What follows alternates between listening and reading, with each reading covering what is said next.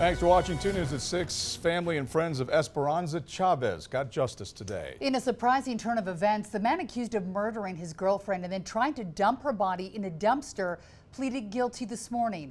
Chief investigative reporter Wendy Halloran has this exclusive story. Wendy.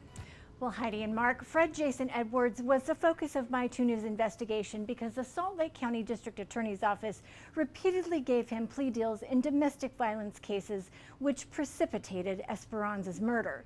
This time, the DA didn't appear to have much choice because Edwards had previously been diagnosed with schizoaffective disorder, a mental health condition.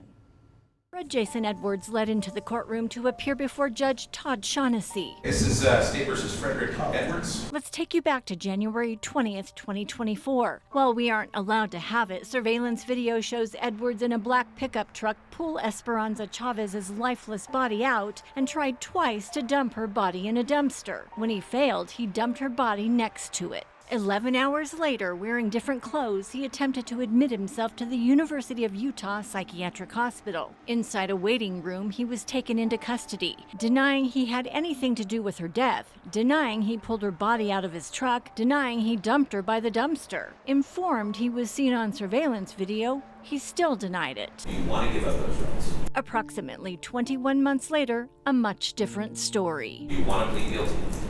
Yes. Flanked by his defense attorneys Amy Powers and Tamara Tice. On or about January 20th, 2024, in Salt Lake County, Utah, Mr. Frederick Jason Edwards did cause the death of Esperanza Chavez by shooting her with a firearm. His diagnosis revealed. At the time this occurred, he had a diagnosis of schizoaffective disorder and continues to have the diagnosis of schizoaffective disorder, which is managed by medications. Is that information accurate, Mr. Edwards? Yes. With that, Edwards pleaded guilty to killing Esperanza. You've been charged in this case with murder as a first-degree felony. Do you plead guilty or not guilty?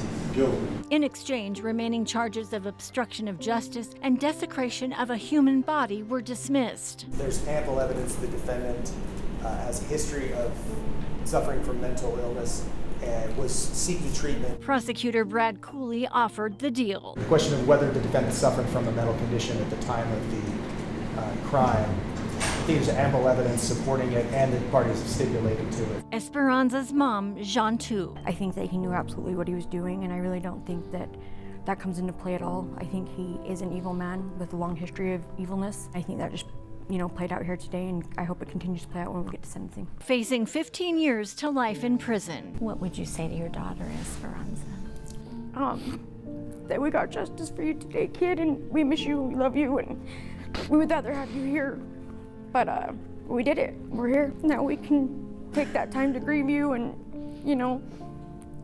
just enjoy good memories and not worry about court any longer. Her dad, family, and friends inconsolable. I miss her and I love her. I can't wait to see her. Yeah. Up in heaven. Now, Edwards will be sentenced in January. In December 2023, he was charged with attacking Esperanza, trying to gouge her eye out. The same thing he did to a detention officer in the Salt Lake County Jail several years ago. Prosecutors decided to trail that case, meaning they did not dismiss it and could use it as an enhancement, pushing for 25 years to life instead. Edwards' family members declined to speak about this, telling me as they left they had no comment. Mark?